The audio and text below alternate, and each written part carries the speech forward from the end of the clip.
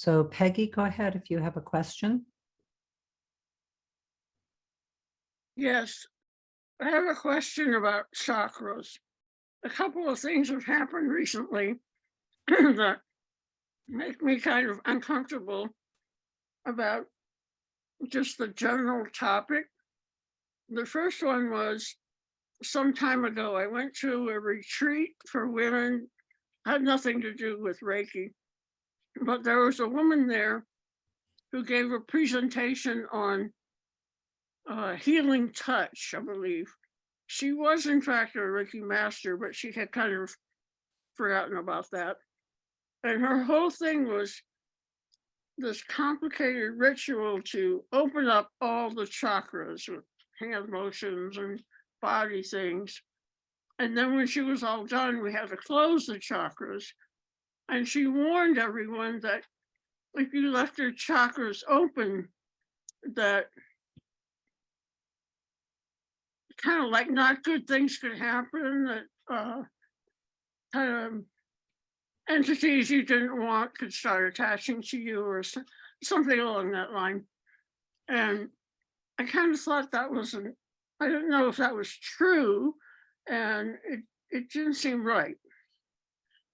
The second thing that happened was I met someone from out of town who had just started exploring Reiki, and we were talking quite a bit. And I asked her about her experience, and she said, well, she still sort of wanted to do Reiki, but she wasn't sure about it. I said, well, what happened? She said, well, nothing really, but when I finished Reiki, the practitioner told her that her root chakra was blocked. And she was like, but what does that mean? And it seemed to me that it was inappropriate for her practitioner to even discuss it with her. And even if that was what she felt, she could have explained it in a different way. So I was just interested in your thoughts about those issues. Well, the first thought I have about your first question with the experience, first of all, there's lots of information, practices, styles of working with chakras. Just like everything else, there's lots of different beliefs around them, experiences with them. What I heard you say that was where I would go with this is that it wasn't a match for your inner guidance around the subject. And so that would be the first place I would go. One of the things I think that Reiki is trying to do with each of us is take us to our own inner awareness around some of these subjects. And so we can learn from others around commonalities of ideas. You can do exactly what you're doing where you ask me and my vision around it. And then really listen inwardly to what is true for you and how that works for you. Because I don't know that I can really answer that for all people, that it is or isn't okay. I personally I work with my chakras every day. For me, Reiki fills them with color and vitality and energy, and actually actively help me to listen from the perspective of each chakra. So in other words, my root chakra has a perspective, my heart chakra has a perspective, my throat chakra has a perspective. And in the way that we work with them, we think in terms of allowing the fullness of each chakra to have a voice, and also for each chakra to be filled with the life force of Reiki and light force of Reiki. For me, I perceive that as earth energy that flows upward through each of our chakras, fills it with the elements of the earth, the heartbeat of the earth, and recognizing that our bodies are actually made of the earth and that our chakras are a part of that. The energy also comes from, whatever you call the infinite realms, the spiritual realms. And so the energy also comes from there and it unifies within us. So our light force and our life force are both part of our chakras. Our spirit and our body are all part of our chakras. As far as, someone else's vision of that, experience of it, teachings of it, I go into all teachings from the perspective of my own inner truth. Now, that's taken me a while to get there. And it's not like I still don't ask for others, experiences, ideas around things. So I'm still open to learning from others. But when I hear something that's not a match for what I internally feel comfortable with or in alignment with in energetic teachings and belief systems around it, then I move into my own experience of it. And I also do exactly what you're doing, where I ask questions around it, both from other people, but also from the energy itself, from my own, like in this case, it'd be like, okay, chakras, what's the scoop with this? And so listening on multiple levels. And then assessing, like, well, what do I think about that? So the second question, with the practitioner talking about a blocked chakra, I think that that's fairly common that a practitioner might share that, and that it is one of those things, if you are working with a person who has no idea what you're talking about, maybe needs further explanation.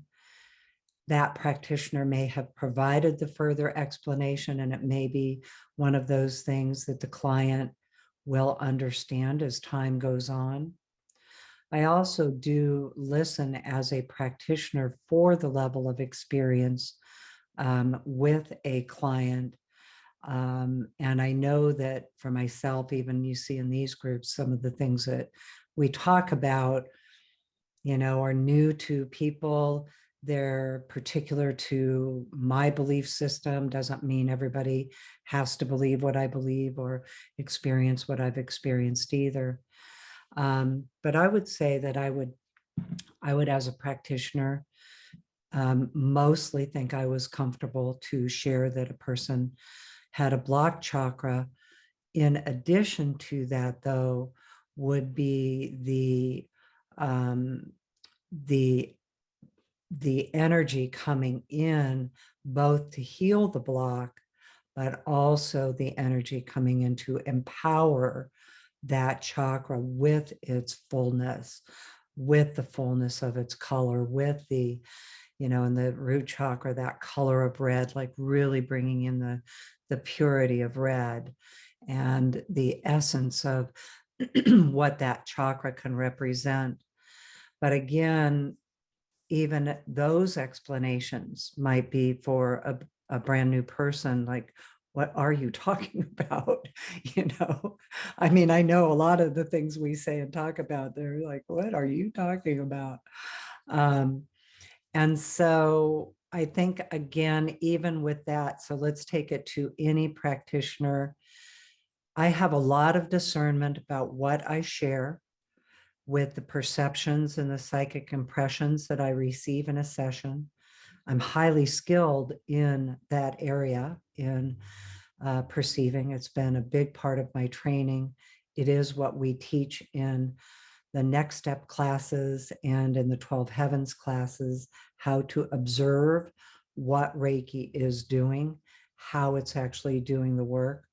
But I'm also very discerning about what I share, with who I share, and the appropriateness of sharing the impressions that I observe with how Reiki is working. So for instance, if I'm in a medical center, I probably would not share those specific words. I would be aware that that's a little bit different than what that person is coming for. In my own sessions, I would feel comfortable sharing that. So there's a lot of discernment around what you share. And the one thing that I would say to anyone, you are never responsible to share impressions that you receive with Reiki if you are uncomfortable sharing it. So it's always okay, because really, when we share impressions, it's not because we've directed the energy to do that work. It's because we are observing how Reiki is doing the work. And so whether a person has a practice where they share impressions they receive, understand what that means, how to share, have discernment, Reiki is doing the work regardless of any of the extra part of it. So that person will receive the information they need their way without us sharing it. At the same time, sometimes that information can accelerate the learning of the person, the understanding of the person, kind of in this case, questioning, like, what does that mean? Which may lead them to another whole journey of discovery of like, well, I think I want to look into that a little bit more. So there's a lot around receiving information, sharing information. And I think that that goes along with discernment is the key.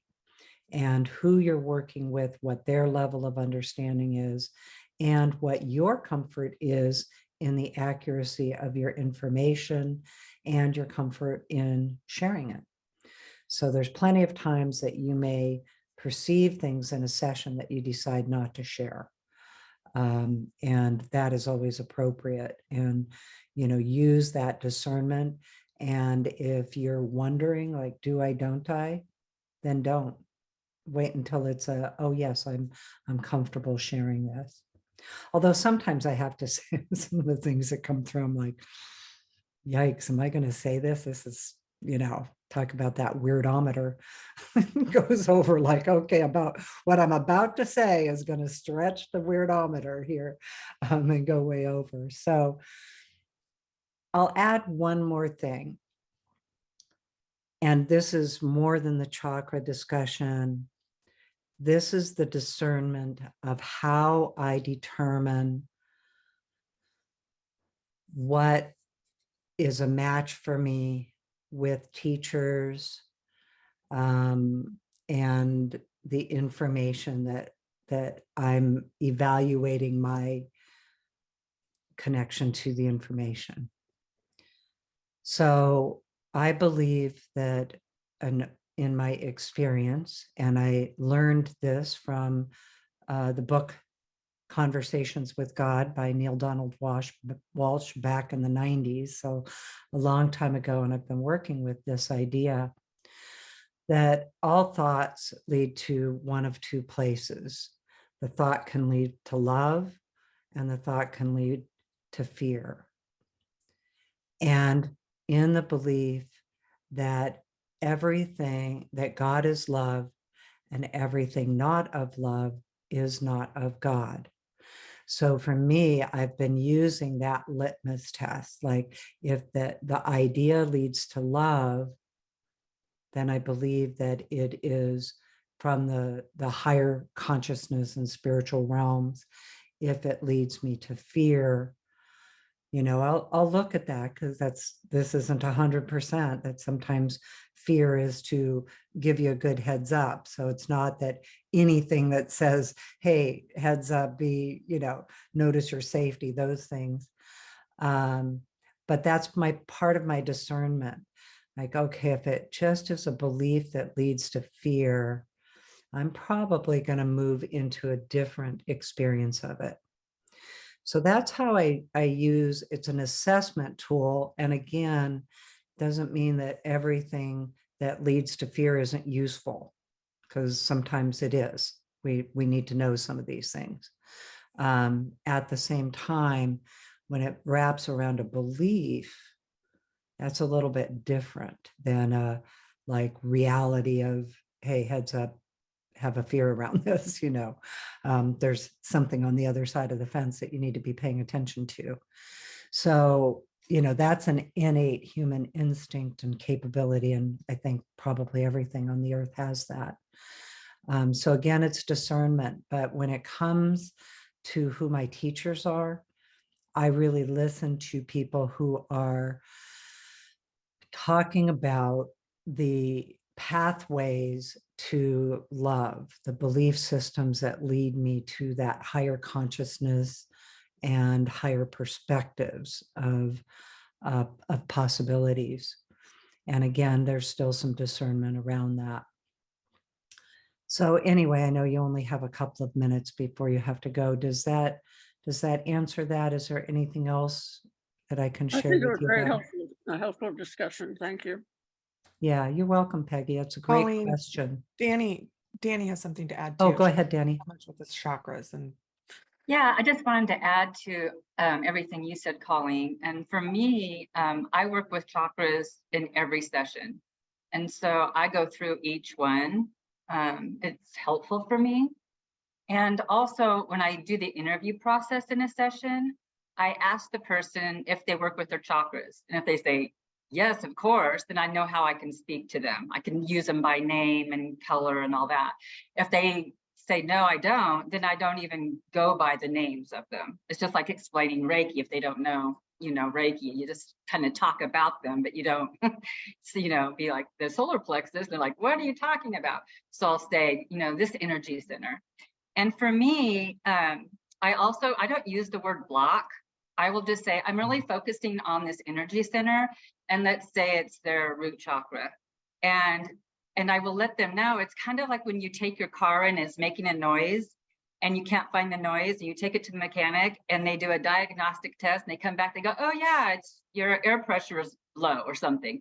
They have an answer. You can focus on that area. But when you get your car back and they're like, we didn't find anything. It's, I don't know what the sound is. And you're like, there's no answer. So for me, if I get to a blocked chakra or area that needs energy, it is a message and I like it. And I tell the client that I'm like, this is not a negative thing. This is, now we know where to focus. We're going to focus on your root chakra. We're going to focus on your, intuition. And so to me, it's kind of a handy tool. So it's not necessarily a negative thing. Yeah, thank you, Danny. Mhm. So yeah, there's lots of different perceptions about all these, Reiki. People will have different information with Reiki. People will have different information about, all of these things. And so I always say there are 7 billion people and 7 billion realities. And that's just humanity. So when we look at the realities of the trees and the plants and the insects and the birds and the animals and everything, there's lots of them. So I think for me, what I find is that I like what I work with and I have a lot of experience with it. But I'm also okay that other people have different viewpoints of it because it's 7 billion realities. So, but one of the main things that I love about Reiki energy is how it does take us to our own inner truth around things. Okay. so related to your question, Linda asked, what do you do when you don't feel sharing the info or you don't feel like sharing the info when you're told to do it? Well, then you question the energy itself. I've had that happen. Yeah, me too. There have been times I'm like, Nope. no, Not doing it. not doing it. Yep. I'm the person on the ground and I'm using my discernment Yeah. to make this decision. I have also had times where it's like, say it. Yeah. Oh, I don't want to. You better Do say it. It's like it tells me, say it, just do it. And it's been profound. when I go ahead and do it. But I really, if ultimately my decision is that no, I am not sharing this, I don't. I get to decide. We are the practitioners, and I feel like, we are an equal member of the team doing the work.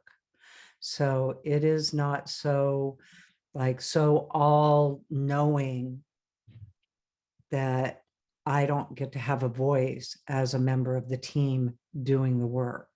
I'm the practitioner that is working with it. So I think our own discernment has to be a part of our work.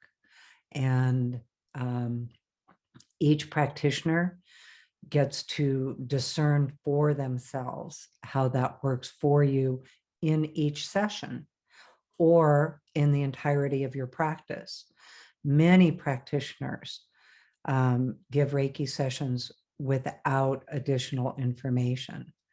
And many clients ask not to receive additional information, that they want straight Reiki without the intuitive part.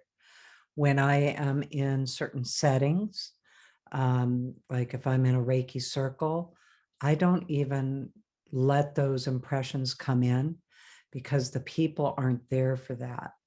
When I am in a medical setting, I don't let that extra information come in. I just give the Reiki, unless it's a person I know and I'm in the medical setting with them. And it's a direct relationship. But if I'm in if I'm in sessions where I don't know the people and they don't know me and they don't know why, or what the possibilities of how I do Reiki, how it comes through for me, then I give Reiki, trusting the energy to do what it does. It knows how to do the work, and it will share with them what they need to know according to how that works for them appropriately. And I just stay out of the way. I just get out of the way. When I'm in my personal sessions or my professional sessions, people mostly know that's my skill set. And so mostly same with Danny and Robyn and many of you that have taken the next step classes. That's the training that we're doing, is how to observe what Reiki is doing, how it is doing the healing, and how to observe that, perceive it, and then the discernment about, are you sharing it? Are you not sharing it? And then getting comfortable with sharing, because, in the classrooms, in the class, people are sharing with each other that everybody's learning. So, it's comfortable. But at the same time, a practice without psychic impressions or information coming through from Reiki is as powerful as a session where it does come through. So again, because we're just observing what it's doing, we are not directing it. And so the energy's happening regardless of our observation.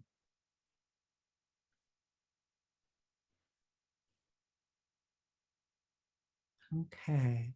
Oh, Cass, go ahead. Yeah, it's a real quick one. I know I told you the story, but there was a time where I was doing psychometry for my friend, and it came through that something really traumatic was going to happen, and I was like, oh no, I can't. I just couldn't say anything. And less than a year later, her son passed. So, I mean, when it's that traumatic, nah, you gotta let, the chips fall where they're supposed to fall.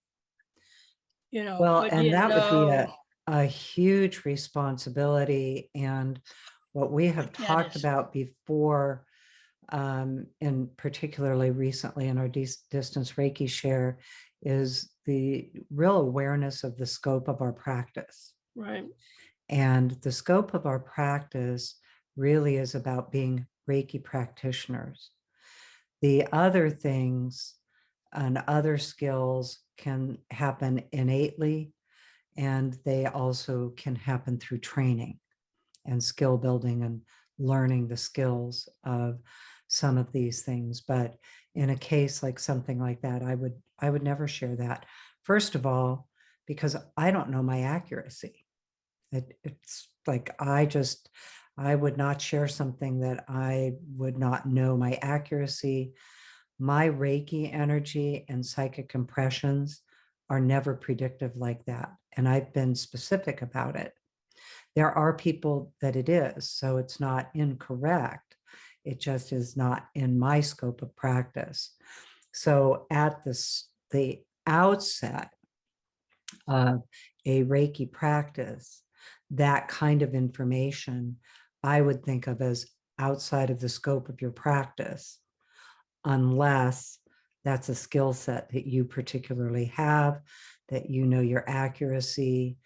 And also, can anything be done about it? Is it useful information? Is it going to make a difference or be helpful? And in a case like that, there was no when or why or how or what. And all it is going to do is just create a level of fear.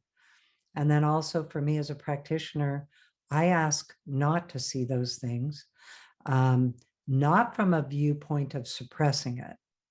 So I think there's a difference with that too. It's not like I'm suppressing it. I'm just clear about my own personal boundaries and decisions I get to make about what is in the scope of my practice. And I'm clear that that's one of them that I don't want to do. So again, not a criticism for anyone else that does and has those skill sets and has the training behind it, the accuracy behind it, the knowledge behind it. But for me, I'm very clear that I get to choose what is in the scope of my practice and what isn't. And I go to the basics of what Reiki, how Reiki is practiced, and start there. For instance, I'll get people who want me to give them advice that would fall into counseling. And I'm not a counselor and I don't really give advice. The energy comes in to help them determine their own choices, decisions, etc., what needs to be healed for that to happen for them. But I'm clear I'm not a counselor. That's outside of the scope of my practice. I'm also not a medical professional. So there's no diagnostics. It's outside of the scope of my practice. At the same time, I am highly skilled in spiritual healing, spiritual injury, perception of that. That is in the scope of my practice. I know that about my practice. I also have the skill set and the accuracy behind it. And so I get to determine what is part of it and what isn't. So each of you get to determine that. You get to determine, what types of services you provide. What do your services look like? And that can change depending on the setting that you're in. So for instance, I don't take the full skill of my shamanic Reiki background for 25 years and, tens of thousands of sessions into a setting where that's not what they're there for. I go to the basics of give Reiki, it's going to flow through for them. They're going to draw it to them. And that's what the session is about.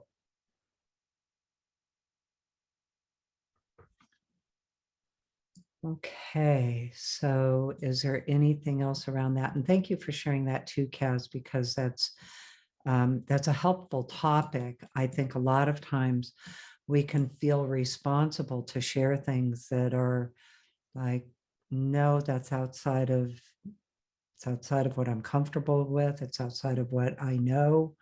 And even if it comes through, and the question that Linda had of, even if it comes through like, say it, I'm the final decider. So I'm the member of the team that gets to say what I'm comfortable with. Yeah, I never even told them that I had seen something. I was like, Yeah. oh, no, I'm out of there, Mhm. because That takes a lot of discernment and care. And man, after the that fact, to come back in and say, oh, I knew that. That'd be yeah, but rough. no, I couldn't. No, I couldn't. Yeah. Couldn't. I just couldn't. I Mhm. mean, the next 2 or 3 days, just thinking about, well, what's going to happen? I was like, Yeah. no, I just kept praying that I'm out of that. Yeah, exactly. And you get to. Yeah, yeah, yeah. Thanks, Colleen. Yeah, thanks, Kaz. Okay, Robyn, is there? So we'll go to a question from Valerie. I think it's going to Okay. pop in a little bit, but she said she'll listen to the recording. Okay. And I may or may, Krista's what? raising her hand. Oh, go ahead, Krista. Go ahead, Krista. I just wanted to comment that sometimes when I have the intuitions, for my path, it's been more for me to validate myself, more so than, I can say that like early, before I was really trusting myself, things were bigger. And it's interesting and nice to talk about these things in this particular forum, because it's like that's the part of my dream of having a magical life, right? This is like the cool stuff, right? It's not necessarily always for the person that I'm working on, and I like to think of it that way, and just be grateful for that part of the community, and I don't I don't know. Sometimes, the reason for things are beyond, but I like to think about my own what's the word, validation, because I get insecure. So when there's big stuff that like happens, it helps with my confidence. Yeah, that's a great point. And, for as many years as I've been doing this, I still like the validation. It is it's part of the intrigue and fascinating piece. And like you say, it is a confidence builder. I'm way more used to it now than I was at the beginning, where things were, every validation was so big for me, but I still like it.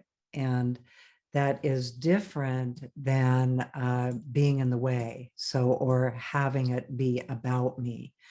And so the validation, though, can be reassuring. And we also learn a lot from it, because so much of this is outside of our belief system going in.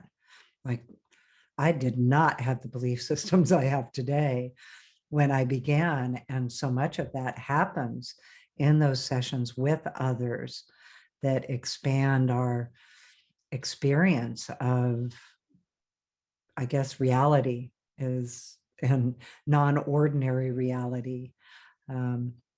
So the validation is still a fascinating part of it, and creates that interest and curiosity, and there's a passion that goes with it as well. And also it's nice to validate yourself with like, okay, because I think it also shows up, aside from sessions, what happens with Reiki is activating our heightened senses, our heightened perceptions. That's speaking of the chakras, it heightens our perceptions. And so, that is in our daily life for other subjects completely unrelated as well. And I do think that one of the things that has happened for many of us is that our intuition, instincts, imagination have been maybe restructured from our authentic intuition.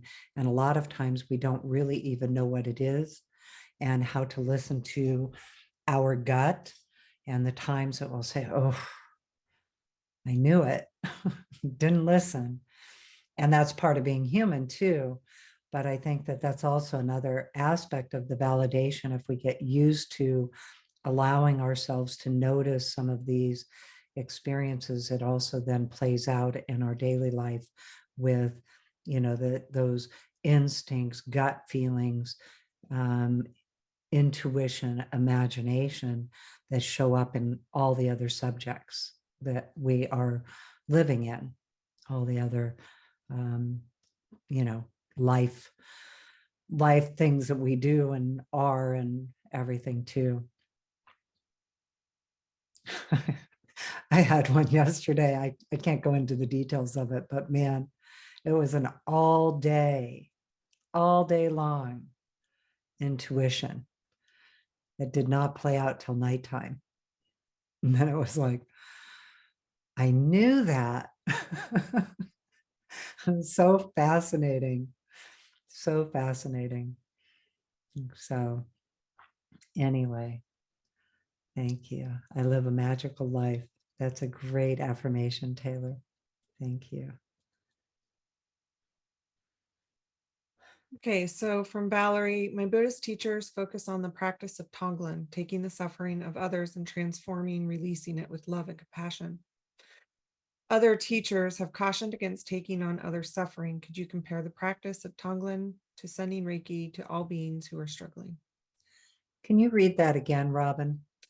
Essentially, the question is other practices take on the suffering, like you take on the suffering, and transforming it with love and compassion. And so she's just asking about that versus Reiki. So I'm not familiar with Tonglen. That it isn't a practice that I know about. So I'm going to speak in more generalized terms than speaking about it from that specific practice because I don't know enough about it. So there are many different styles of energy medicines or healing practices, healing arts, and there are different energies that we are working with and different practices and techniques with the various energies. So when people ask about is, everything Reiki, it's not really, because Reiki is an energy. And then we have the system, the lineages of Reiki, where we have techniques and tools to work with the energy, to access it, receive it, and deliver it.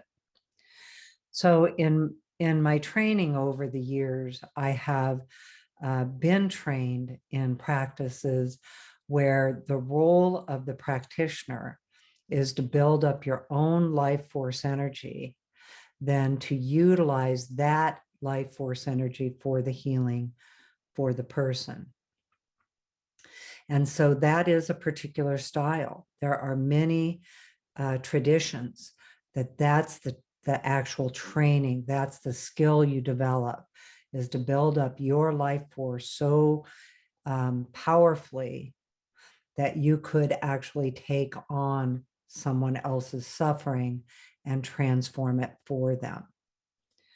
Reiki energy actually works differently than that.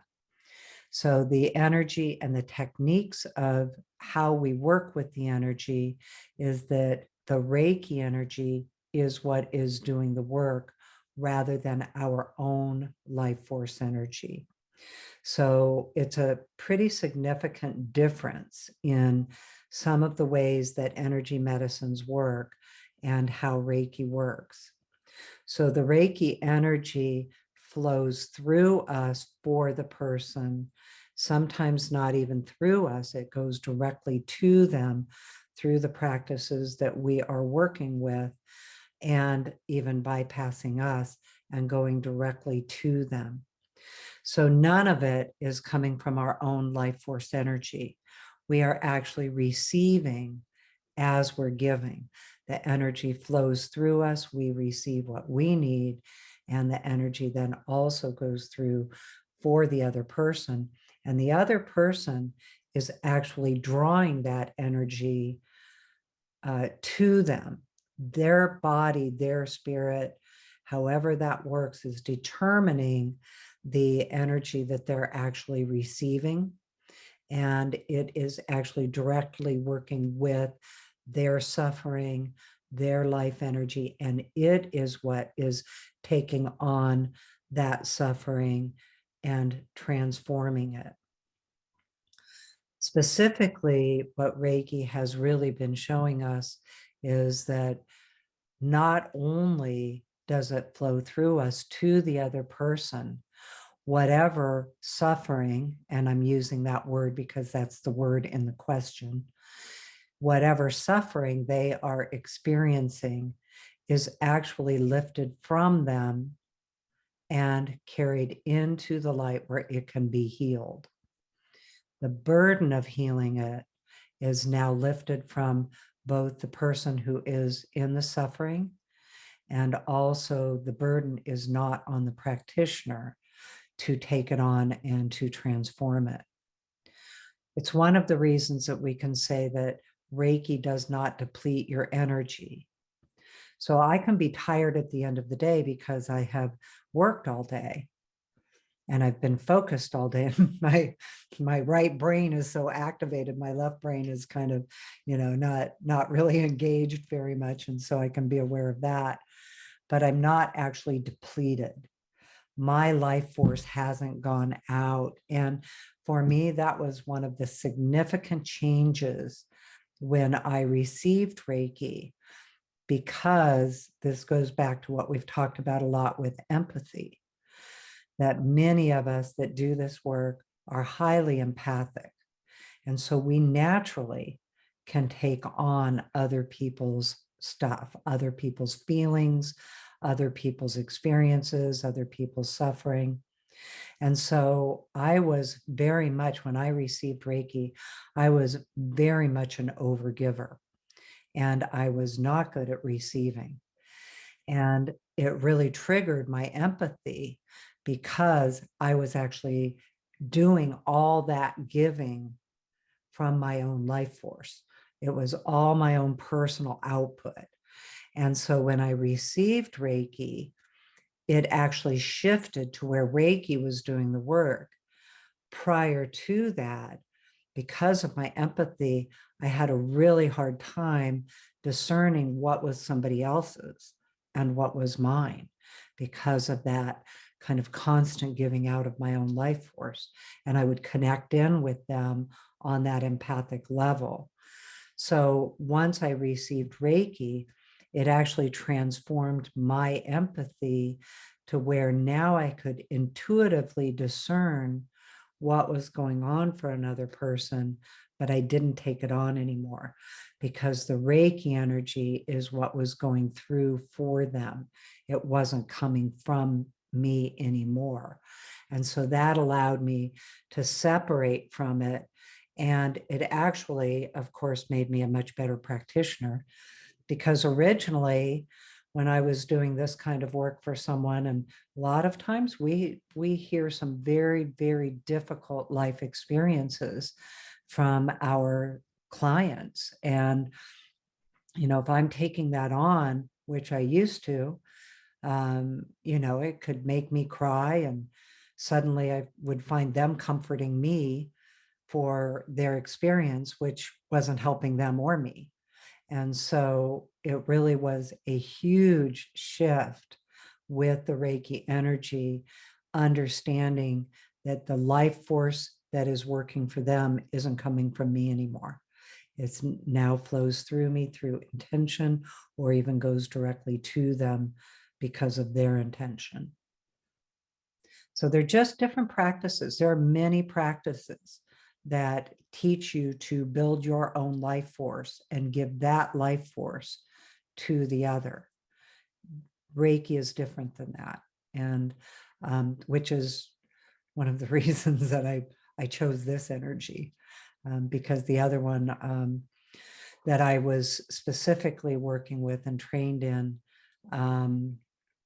was really difficult and depleting.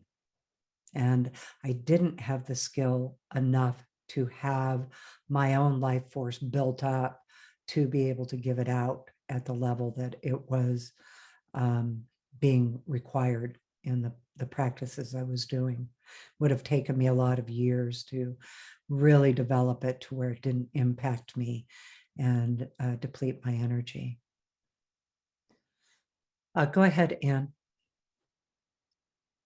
Can you name the practices that build up your life energy without having to, go into explaining all of them and taking time with that? Are you able to just name the practices? Not really. Some of them were shamanic practices that I was trained in. The original style of spirit release that I was trained in, compassionate spirit release, was that was one where you were asked to use your own life force energy.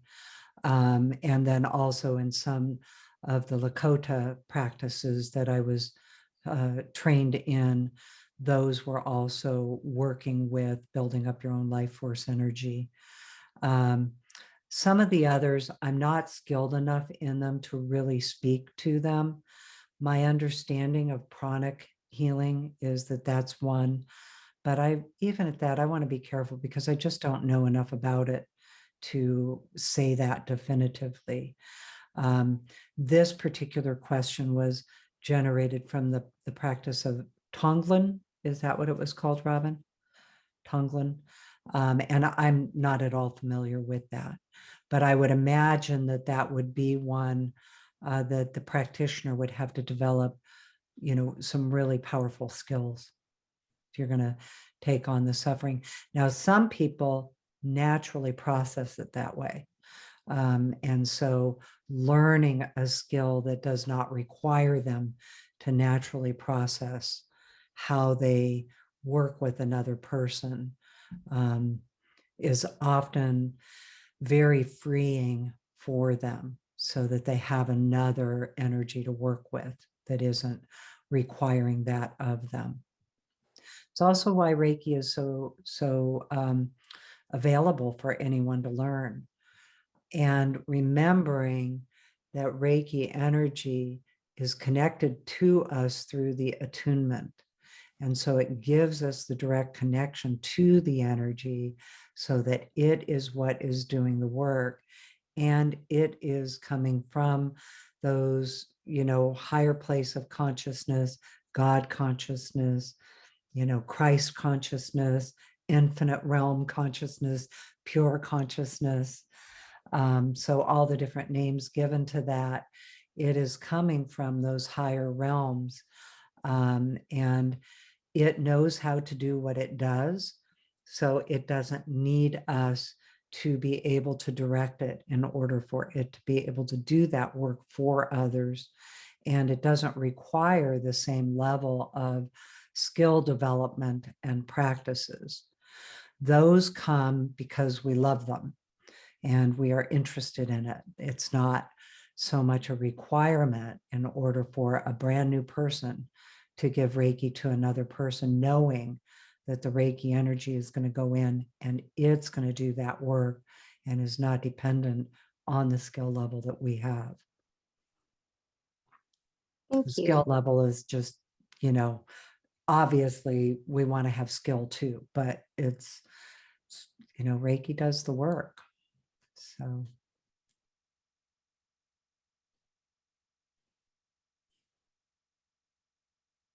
This question is from Meg. Have you ever heard of Sekhmet Reiki? Well, there's Sakim Reiki, if Yeah. it's the same thing, or Sekhmet Reiki might be another lineage. I think Sakim Reiki is slightly more common. Yeah, so Sekhmet, I think I have heard of Yeah, other. there's a lineage of it. Yeah, lineage. There's a lot of different lineages of Reiki, and I just believe people are called to the one that's a match for them. And you may explore some of the other lineages and what you've been working with, and may love it, may not. You can certainly try them and see what's a match for you.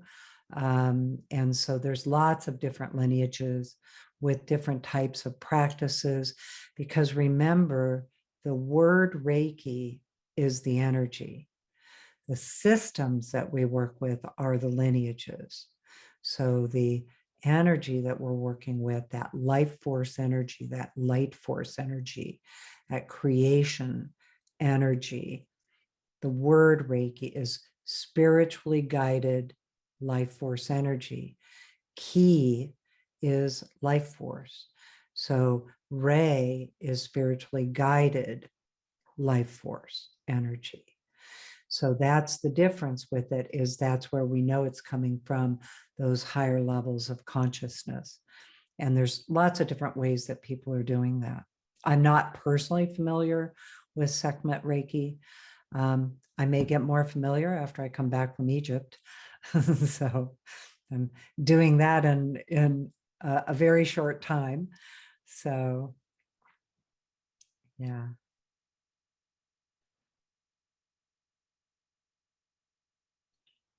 Okay. Shelley Kammermeyer of Inner Compass Reiki, and it's innercompassreiki.com. She teaches Seikim, I think it's Seichim Reiki. I don't know how to pronounce it. I'm sure I'm butchering that. But you can go to innercompassreiki.com and find out more about it. And she might know the differences between the two. And so does Robyn First in Bend, Oregon. So yeah, there's quite a few. Seichim Reiki is that's been around a really long time. So, and same thing, I've never been trained in that either. Okay, so Christina, anything that you recommend before Reiki attunements? Also, how many attunements can I receive in one day? I'm thinking of getting 5. Oh, if you're up for it, do it. That would be my thought. As far as preparations, there's again, it's another area where there's a lot of opinions about that, a lot of practices around it, a lot of ideas on what you should or shouldn't do to prepare. For me, I find it to be very individual and personal. Some people spend weeks preparing through diet, exercise, meditation for their Reiki classes. And some people come in from work in the morning and, I need my coffee, I need my food, and I'm here. And so in my own experience of it, I feel that each person is guided their way. And I have seen it equally effective for everyone, how it is meaningful to them. And so I try to stay out of any shoulds around preparations, and just allow that to be an individual guidance for people. So there's a lot of different areas around that. And I would have to say some of that comes from experience of other ceremonies and practices where the facilitators have been, fully engaged in things that I wouldn't be doing before a ceremony. And their ceremonies are as powerful. One of the teachers that I studied under years ago, she was an African medicine woman, and she actually got where she got with vodka. It was sacred vodka. It wasn't just like, okay, now I'm going to drink. It was a sacred ceremony for her. So there's lots of different ways. Now, if I were to do those kinds of practices, then I would personally want to prepare for that. That would not be within my body structure or body familiarity, that if I were to use other types of enhancements, or let's say, I know, there are a lot of people doing plant medicines and things like that. For me personally, I would prepare. for those, so that my body would be prepared for those before and after them.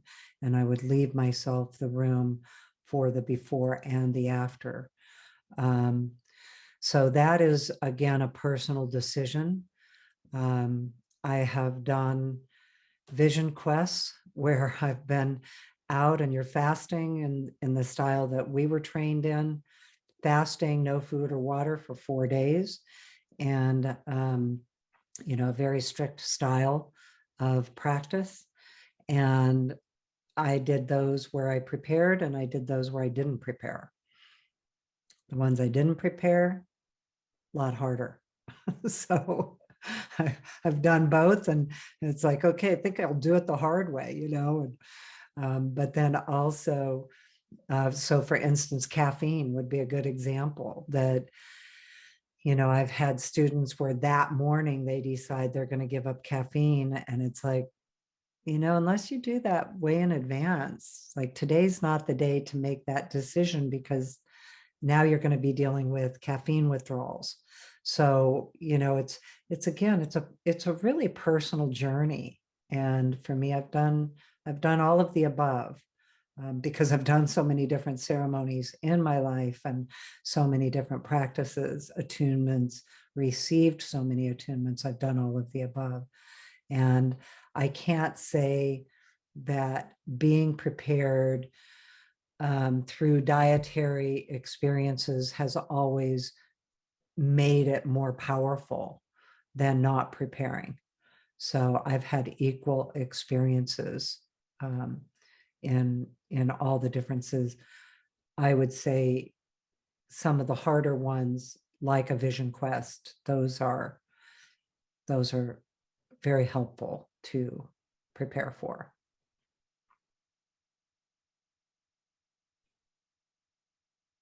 And that's more than just dietary, that's energetic too.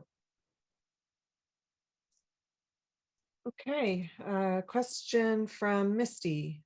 When we do a placement ignition to attune someone to Reiki who is in need of receiving daily Reiki or sending to a family member, let's say for health requirements, not for business. When we do the River of Peace experience, which gives one the ability to do placements and ignitions for others as a teacher, do we set an intention that this is just for them to help their family, not to attune others? Or would they technically be able to attune someone else to Reiki? What would be the correct way to do this? Okay, so if I understand the question, is giving an attunement to a person because they need it, As opposed to starting as a business. opposed to Reiki And training. then at the same time, what happens if they want to attune others? Mhm. Well, we can go to the historical basis to answer this question, that Yusui Sensei attuned over 2,000 people in the 4 years he was alive. And the history of it talks about him attuning people, during the Kanto earthquake, in the recovery and rescue and recovery phase of, 140,000 people died. So, a significant life experience, to say the least. And so giving Reiki to people because they need it through an attunement is different than giving people Reiki attunements because they want the training that goes with it, the skills that go with it. So I have given attunements definitely to people in health crisis, or perhaps they're the caregiver for others in health crisis. One of the men was an EMT that was specifically, the one that went for like the life flight trauma type of injuries. And a very busy family life in addition. And he didn't have time to come to a class. He just needed the energy to be able to do the work. The same thing with others that have been in positions of being a caregiver and needing the energy to be able to help themselves, to be able to help the people they are caregiving for, or the animals in that case. And so there's discernment with it. In those cases, I'm not actually giving them a certificate. I do require them to come for training if they want to, really be a practitioner or a Reiki teacher. At the same time, if I found out that they were giving Reiki to others, I would be okay with that. A lot of those things, I just let Reiki kind of guide them. And, I don't have a lot of like, here's the rule, so follow the rule. There's also the follow their inner guidance. If they were giving attunements to others, first of all, they would need all the teaching on how to do that, as well as the attunements to do that. And then I might ask them, what their goal is for that as well.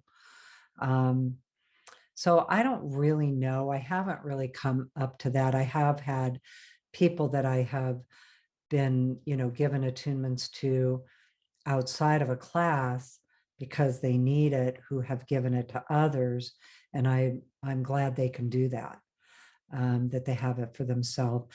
As far as if they're attuning others, the energy does what it does, and it's not necessarily dependent on all of our systems and rules and practices and the ways we do things.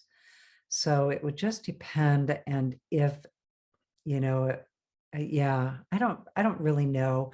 I guess more than anything, I wouldn't want to personally say, well, here's the rule around that, because I'm not the rule maker, so I'm not the final authority from the Reiki energy. The Reiki energy is that. But I think I would probably, if it was possible, I would probably talk to that person about why they were doing what they were doing, and, if it was a good idea to do what they're doing. So I'd probably have a discussion if that was possible, but at the same time, then, I don't know. Where's the authority around that? But then you would talk to another person and they could give you a definite authority. No, you can't do that. So, some of that comes from my way of thinking and the way I work with things. And so there would be also the comfort in another person telling you, tell them no, they can't do that. And so, that could also be your discernment. So does that help? Yes, it's not that I'm faced with something like that, but I know some other teachers, and like you mentioned before, that they have had to do that or have done that because of a serious life illness or something like that, just to help them, just to support them. And so, of course, I like that answer where you say you trust Reiki to decide and let the energy do what it does. Then me saying, yes, you can, or no, you can't. Yeah. Again, there is no way for us to control that. If someone's doing that, there is no way for me to find out unless they come and tell me. So I think I resonate with the idea that it's not for me to decide, and I'm hands off of that. I did what I felt called to do to help them, and that's where my responsibility ends in a way. And they can do what they feel, what feels right to them, but that's not it's almost like not my problem, but not in a bad way. It's not, it's, yeah. Again, I'm not comfortable being the final authority of the rules. So that's where, although if it moves into a lack of integrity, that's different. Right. So most of the time, even from this discussion, I wouldn't say that it's probably a lack of integrity. It's probably more of a desire to help. So that's a big difference. If it's, what's behind it, which is why, I would probably have a conversation with them around that. But at the same time, the energy, you think of all the people that have been guided with the energies and the way they have over the evolution of the system of Reiki. with the Reiki energy, and there can be a lot of differing opinions about it. So, it's, again, I know back in the day when I first learned Reiki, there were so many rules. And I remember thinking, who made you boss?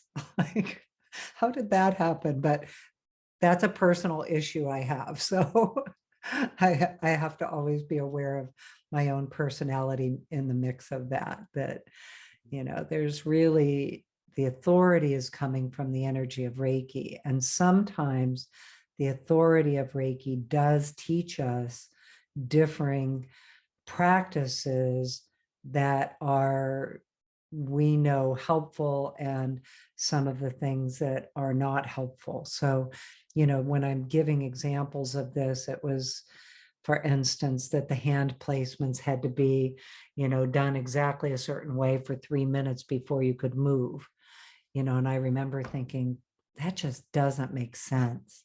But it was a definite rule in the original training that I had. So some of it, and I was in situations where I would actually get corrected. Like somebody would come in and correct me. I remember thinking, I don't know about that. So that's a personality also. And also I want to say that it is also correct for people who really like more of the strict, very clear, do it this way, don't do it this way. It's equally correct. So I don't want to also, in saying this, that my way of thinking around it is the only right way also.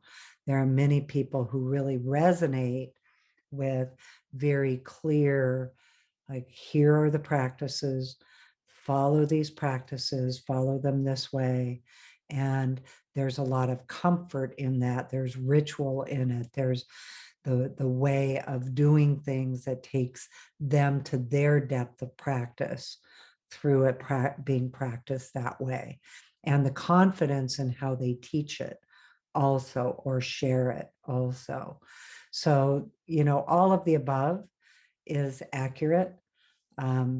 So you're really getting the answer from how I would think about it.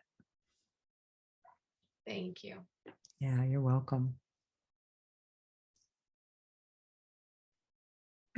Patty, welcome.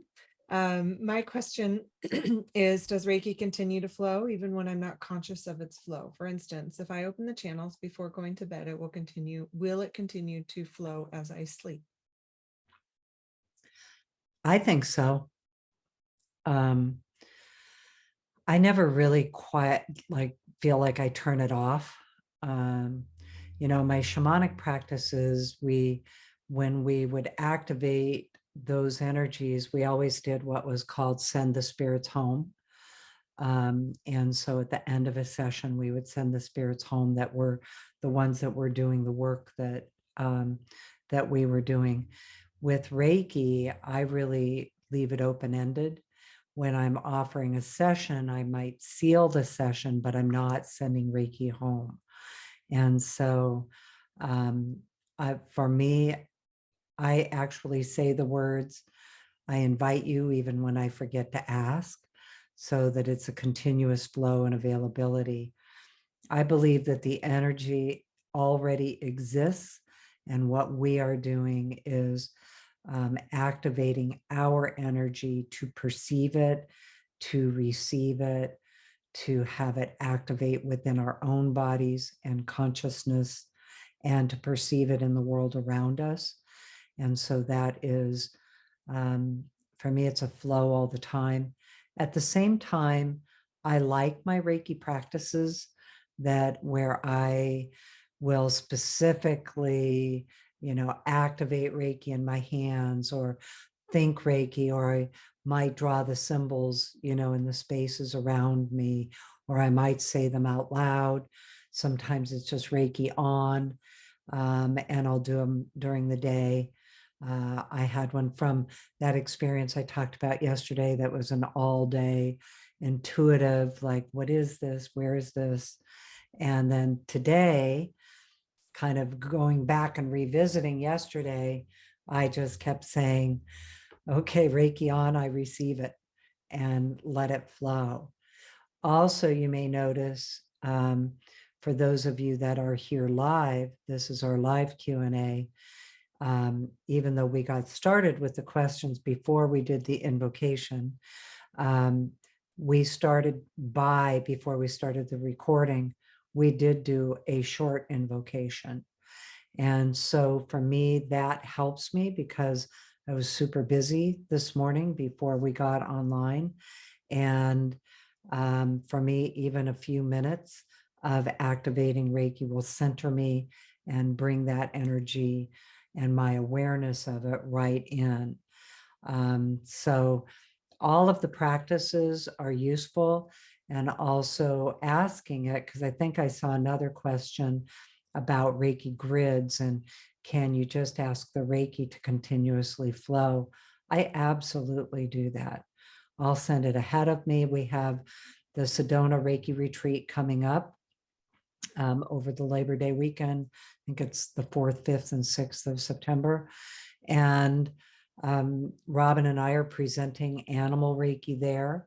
And I do a gratitude ceremony there with Don McMahon. And I would imagine Chris Valentine will also be a ceremonial singer. And so I've already been sending Reiki ahead of it to me at that time. So it's flowing now because I have a lot of like to-do lists to prepare for it. And things pop in like, oh yeah, I should probably print my outline so I have it with me. I should at least look at my outline so I know what it is. I have so much memory of that ceremony. For the gratitude ceremony, and there are specific tools that I take with me that I have to pack and things like that. So, I use Reiki. I also do use Reiki to send it behind me. So if there are things I wish I had had more Reiki for, that, I can look at and even notice, I will use the distance symbol to send it backwards. I also will send it to today. So for instance, we're doing this podcast. We have another podcast with a guest after this one. So it's something that flows through all day. I do usually like to do some kind of an action with the energy, whether that's through an invocation or drawing the symbols or thinking the symbols or just taking some deep breaths to stay focused, to let that come through us rather than from us. Same thing, in these kind of settings, it's letting that Reiki energy come through for us. But I also use Reiki to fall asleep, and I use Reiki to stay asleep because I'm not great at staying asleep. I wake up a lot in the middle of the night. And so, I use it to go back to sleep also. So absolutely, it will continue to flow. Go ahead, Krista. So I was just thinking to myself, I've been attuned to Reiki master for nearly 7 years, and my path of healing has not been linear whatsoever. It's all kind of cattywampus, and I have gone through some, backing off and for lack of a better term, regression into fear and feeling less than and not being able to find my right size, and then questioning the Reiki itself, which is kind of back to my comment about insights being validation for me. But, I've been meditating more on a concept that I've heard is once we choose the path, we are never off the path. So trying to allow some self-compassion for being in these spaces and seeing what the purpose of those lessons are. So even if I don't necessarily think that the Reiki is working in my life, how am I supposed to know that if I don't know I'm not the authority. I'm not the authority on my highest good is something from my, my own had to wrap around, meaning I'm the authority on what I do here, but I don't always know. Like, for the example, I could be giving myself Reiki to something that I think I need to work on, and the Reiki could be working on, what I really need. Right. So it's, that if I'm drawn and I want to be on the path, I will always be on the path, unless maybe I specific block it. But I don't know a whole lot about that, because that's just my learning process. But I've been just not linear. It's not a steady healing climb for me. I'm kind of all over the place. So I just thought I'd say that.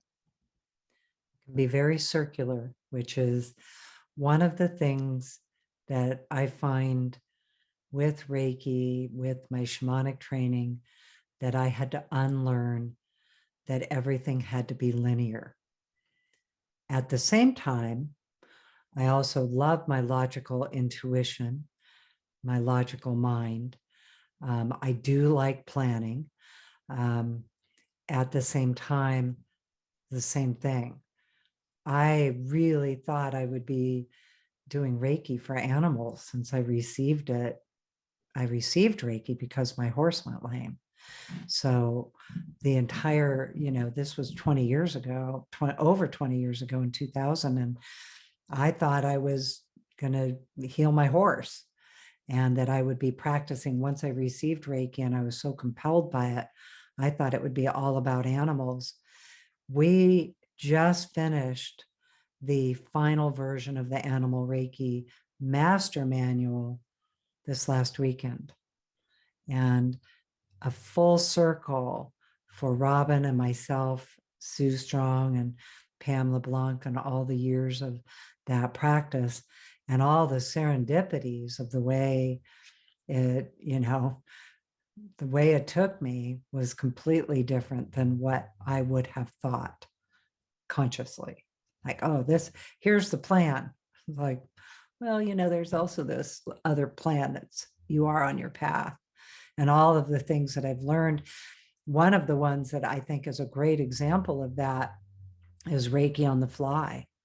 So when we sold the farm, for those of you that don't know, we had a 30-acre farm here in Oregon, and that's where Robyn was raised. And we had animals and always practiced Reiki and shamanism there, and big part of our life. And we sold it to move in with my mom and take care of her.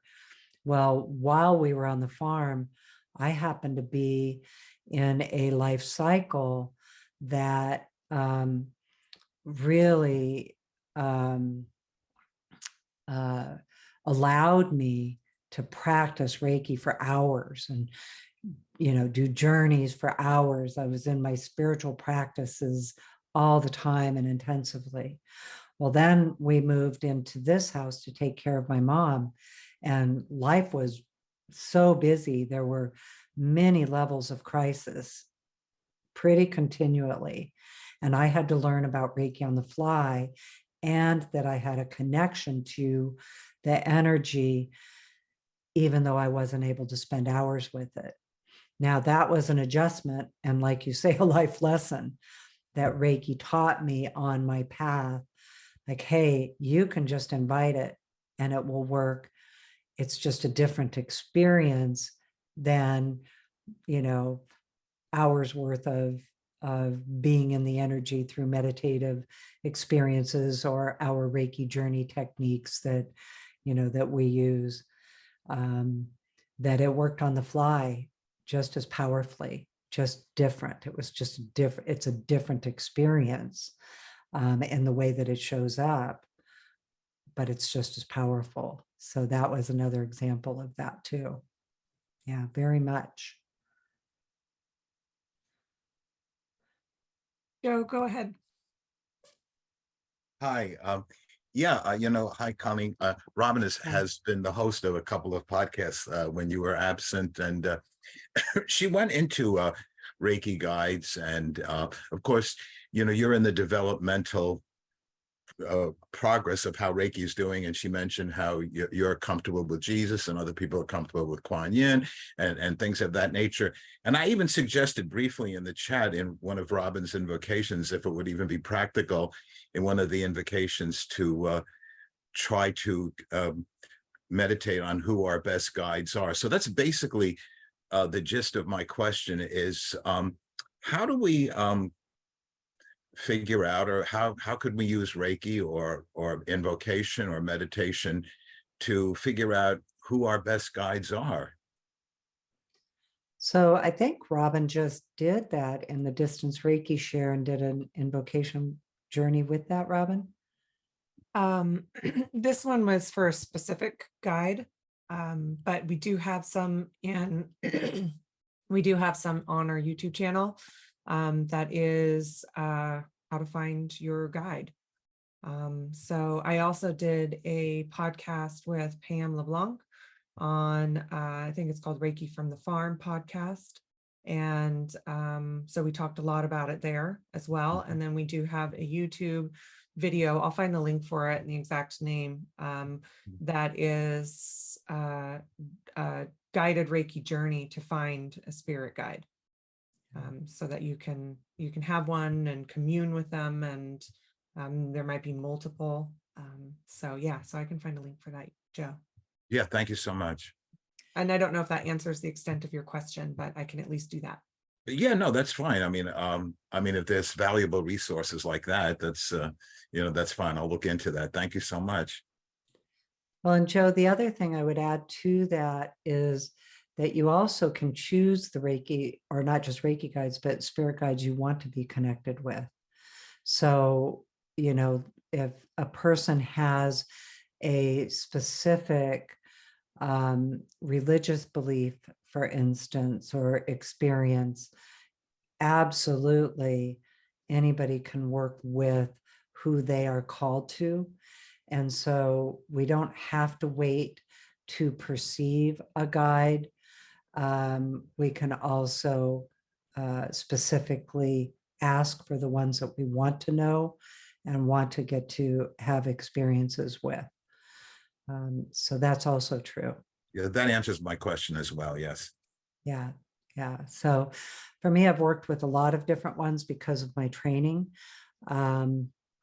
All the way through, I was raised Catholic. So, I grew up with a relationship with Jesus and Mother Mary and some of the saints and the angels.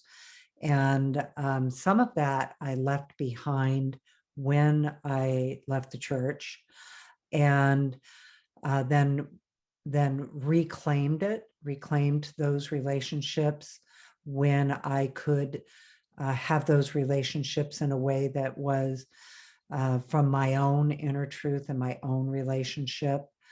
So, but then I also have other relationships with other guides, and some of them do specific things.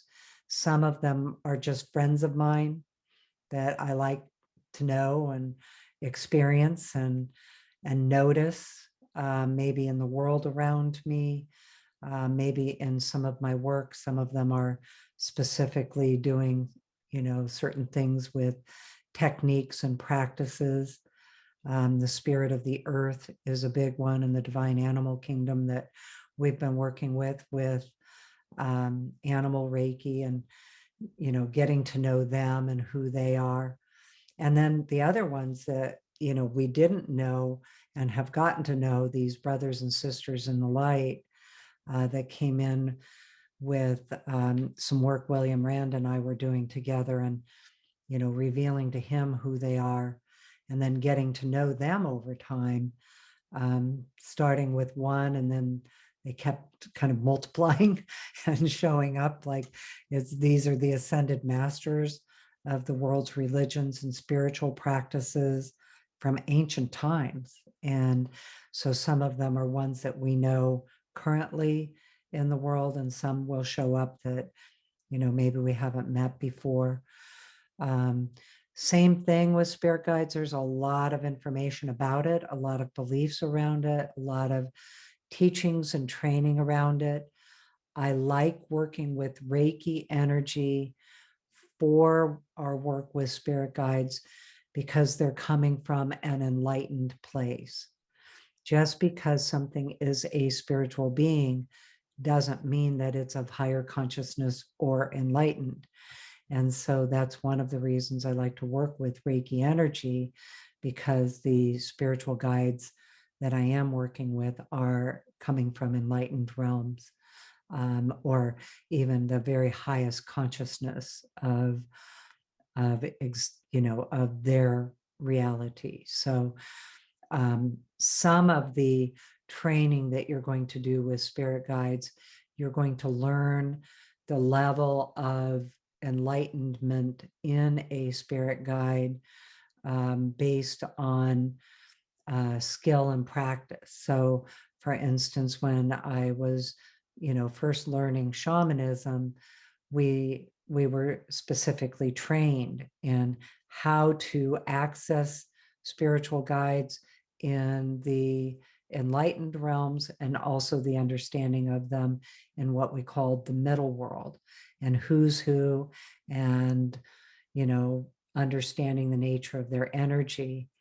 And so that's a particular skill that you develop in making that connection. With Reiki, mostly Reiki is only going to connect you with enlightened beings, and or like super highly conscious beings. And so I like the way the energy does that work. We do a lot of that training in the Next Step Reiki classes, and specifically the Explore the 12 Heavens class is also about meeting and working with your guides. Also, I want to clarify that if you have no interest in working with spirit guides, you absolutely can practice Reiki as powerfully as people who do work with spirit guides. It is completely up to you how much you engage according to your interest, according to your beliefs. And you can, for instance, if you have a particular religious practice, you can absolutely work with Reiki with your religious practices and beliefs, and it will take you deeper into those practices. So none of Reiki is expecting you to dive into these areas of experience, interest, relationships, unless it's something that you have an interest in. And your Reiki is as powerful as mine working with spirit guides, and those who don't work with spirit guides. So again, because Reiki's doing the work. So a lot of it for me is it just enhances my worldview and experience. And of course, over the course of these years, I have absolute belief that they exist. Do I know if they are exactly how I perceive them?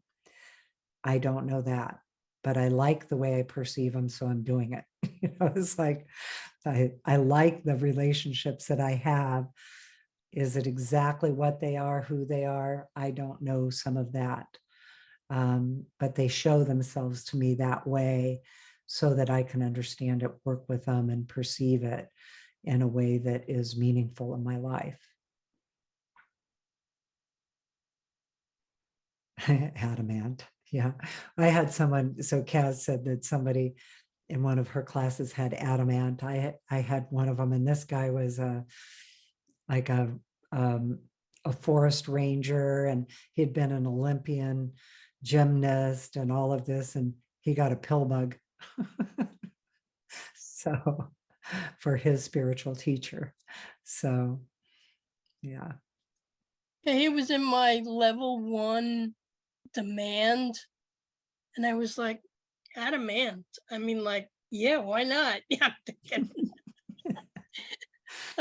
I'm praying. And who knows please, if it's really adamant, right? That's what I I'm say. I praying, don't know. please, I don't need any roaches. Right. Although I have known people, and cockroaches are one of the most ancient species on the planet, and they survive anything and everything, and they thrive. God So, help me. there's some of it that goes with all of them. Okay. Yeah. All right. Not, But I no. hear you. And you get to say that, Kaz. You can say, I'm not doing that. Go ahead, Robyn. So if you go to our YouTube channel, you can search, which is Reiki Lifestyle, you can search spirit guides, and we have quite a few videos on it. So information, and then of course there's lots of information out there. Yeah. But I wanted to go ahead and get to the last question. What causes one to no longer feel the Reiki energy? I know it's still working, I just no longer feel it. Since I'm master level, would it be helpful to give myself an ignition, or what are your thoughts? I think it's always helpful to give yourself ignitions to engage with it. I think also we go through various experiences with the energy itself as it's teaching us about it, because we can also be very dependent on the experience, the feeling of it,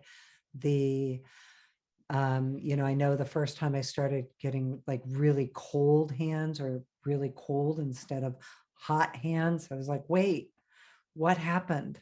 And why is it cold? And discovering that, the cold was super powerful in the situation it's in.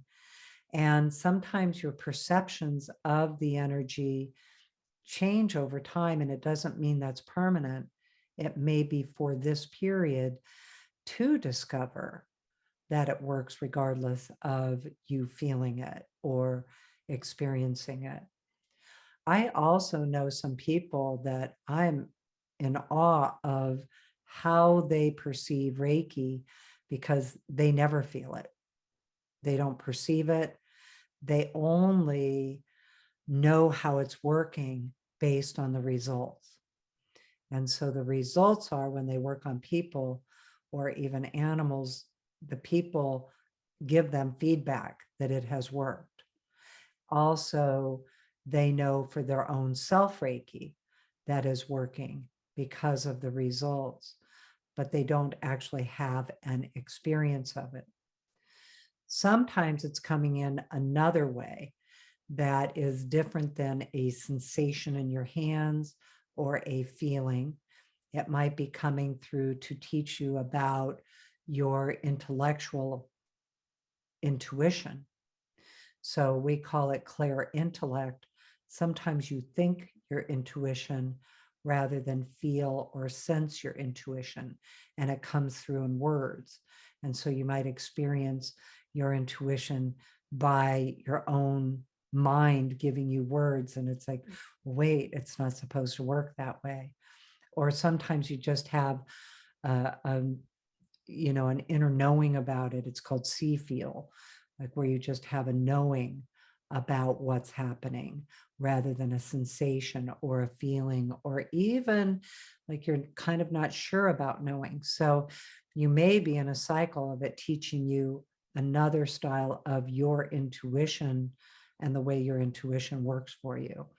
So invite the Reiki energy to kind of teach you, and know that it's a cycle and it can change, where you have different experiences in the future. And it's showing you different ways of the work. So let it, like, ask that question of it. Like, what are you showing me here? How is this working for me now? And gaining another understanding. So similarly, when I talked about having hours of time to spend in Reiki meditations, Reiki journeys, moving here and having to learn how Reiki worked on the fly. It's so similarly to that, because it wasn't the same level of experience. It was a whole new experience. And realizing that I was experiencing Reiki through insight, and it didn't always have to do with a direct moment of the situation I was in, but it activated insight. Or Deborah, I see that you're here, that it activated that divine appointment and the recognition of divine appointment and what that is and how it happens pretty commonly and often. So there's always a new way that it might be showing you about why it's working the way it's working now.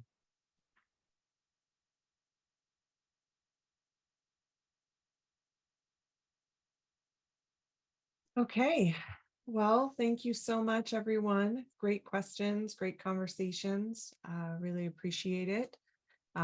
Just a few announcements. We're going to be at the International Reiki Retreat in Sedona next weekend. It's actually the 1st through the 4th.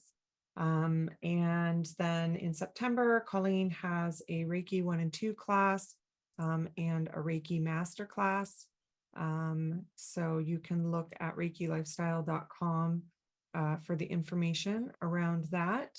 And then in October, we have Animal Reiki Master and Animal Reiki 1 and 2.